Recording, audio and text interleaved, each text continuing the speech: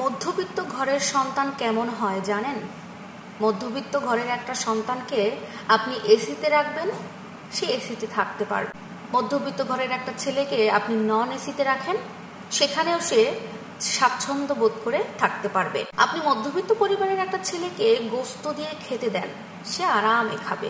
আবার আপনি মধ্যবিত্ত পরিবারের একটা ছেলেকে শুধু ডাল ভাত দেন, দেখবেন অনেক তৃপ্তি সহকারে সেটাও খেয়ে নেবে। একটা মধ্যবিত্ত পরিবারের ছেলেকে আপনি শীতের সময় কম্বল দেবেন, তখনও সে শান্তি করে ঘুমাবে। আবার একটা মধ্যবিত্ত পরিবারের ছেলেকে আপনি শীতের সময় কম্বল দেবেন না, তখনও সে আরামে ঘুমাবে। একটা মধ্যবিত্ত ছেলের বাইক হলেও চলে, রিক্সা হলেও চলে, আবার পায়ে হেঁটেও চলে। একটা সত্য কথা কি জানেন তো?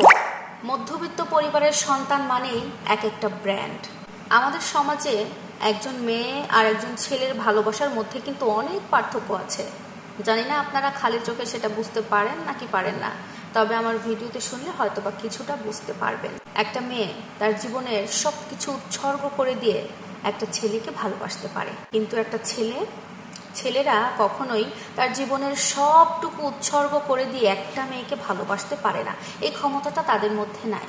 কিন্তু একটা মেয়ে যাকে ভালোবাসে তার জন্য তার জীবনের সবকিছু একেবারে উৎসর্গ করে দিতেও পারে। আর এই জন্য আপনারা একটু খেয়াল করে দেখবেন, মেয়েদের ভালোবাসার মধ্যে পাগলামি একটু বেশি থাকে। এটা মেয়েদের একটা নেচার বলতে পারেন। ওই যে বলে না জন্মগত ব্যাপার, এটা মেয়েদের একটা জন্মগত স্বভাব।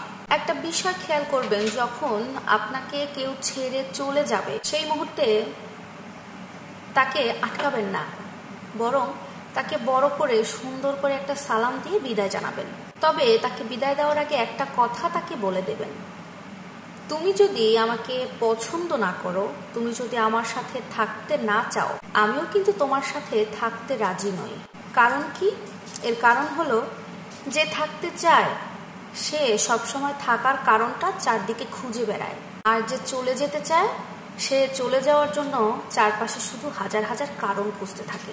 এটাই সবসময় মাথায় রাখবেন, থাকতে চাইলে থাকো, আর না থাকতে চাইলে চলে যাও, আলবিদা, বিদায়। কাউকে কখনো জোর করে ধরে রাখবেন না।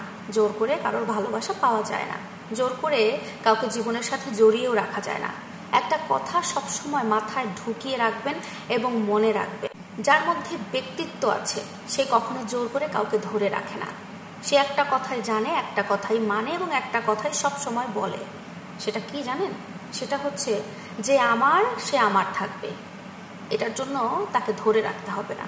আর যে আমার নয় সে চলেই যাবে, তাকে হাজার কিছু দিয়েও, ভালোবাসা দিয়েও, ধরে বেঁধেও রাখা সম্ভব না। তাকে বোঝানোর কোনো প্রয়োজন হবে না থাকার জন্য।